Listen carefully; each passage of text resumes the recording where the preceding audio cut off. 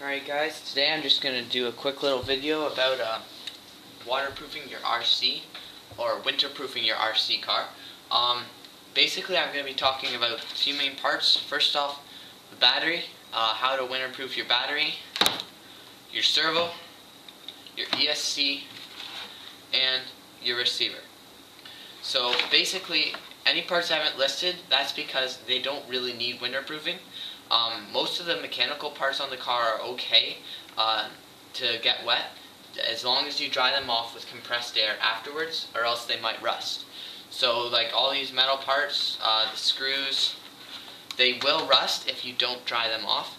So make sure after you run it in the winter time that you do dry it off with some compressed air or something similar, or like with a blow dryer or something. Just make sure the blow dryer is on low heat, because you don't want to melt a plastic part or something like that. So first off, the battery. This here is a 2-cell LiPo, 2200 milliamp hour. It's Turnigy Nanotech, and basically all I did to snowproof this thing is I put it in a balloon. You stretch the balloon over the battery, and then you make sure you have to put a zip tie right around the wires here to tighten it. So what that does is keeps any significant amount of snow or any snow from actually getting into be able to be in contact with the battery. And I'm sure moisture can get in there like a little bit. So if you drench this thing in water, it won't be good, but just in snow, it's okay. Because the snow is not it's not going to be able to get through the holes here. And then also what I did for the balance plug is, because you don't want this to get wet while you're running, I left the little collar on the balloon, so I just bend it over and pull the collar of the balloon up, and that will help to keep the snow off of that. Now on the Mini eRevo you also have the battery base, so that adds another level of protection. So it just slides right in there and it just fits. These batteries are a tight squeeze. It's a perfect fit now, no extra space. So you basically put it in, pop the hatch closed, and then that way, like, there's a lot of protection there. There is a couple vents here. The Mini eRevo has some vents for the battery bay, but that's okay. A little bit of snow might be able to get in there, but what will get in will be stopped by the balloon over the battery. So that's basically how you waterproof the battery. The key part being the balloon and the zip tie. You can do the balloon, which is great, but if you don't do the zip tie, it'll still be able to get in through here, through the neck of the balloon. So you make sure that you do the zip tie as well. So we'll put the battery aside, move on to the next part, which is the servo. Now the Traxxas vehicles all come stock with waterproof servos. I don't have waterproof servo on my eRevo or Mini eRevo because it stripped the gears. I'm pretty sure you can buy a replacement gear set, but I didn't want to just strip them again, so I bought a Turnigy Metal Gear Servo. And to waterproof that, basically all you have to do is take it all apart, submerge it completely in oil, turn it around, make sure the oil is full everywhere, and reassemble it. Then super glue the seams, and reassemble it when it's in the oil. And then you super glue the seams shut, and that should make it waterproof because it's full of oil. And that's just because of a little bit of basic chemistry. Water is a polar molecule, which means it has a positive and a negative end. And oil is a non-polar molecule, which means it does not have a positive or negative end. And polar and non-polar substances don't mix. That's why oil floats on water, and that's why oil spills are so bad for the environment. So that actually works to our advantage here.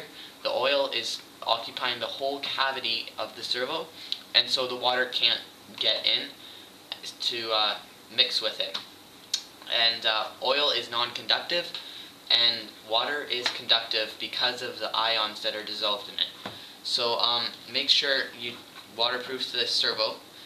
If you're running a stock Traxxas servo, if it's blue, it's all waterproof, it's all good, you don't need to worry about it. Now, I do have a more in-depth video on waterproofing your servo. Look in the description below, it will be in there. And yep, that's basically it for the servo. So now we'll move on to the ESC. The Traxxas vehicles, most of you know, they come stock with a waterproof ESC.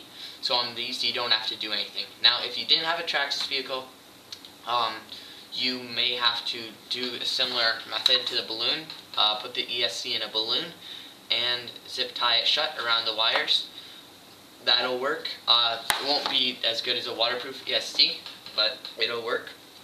Some other things people do is take apart the case and Plastidip the whole board in Plastidip, which is like kind of liquid electrical tape, and that makes it waterproof as well, but will void the warranty.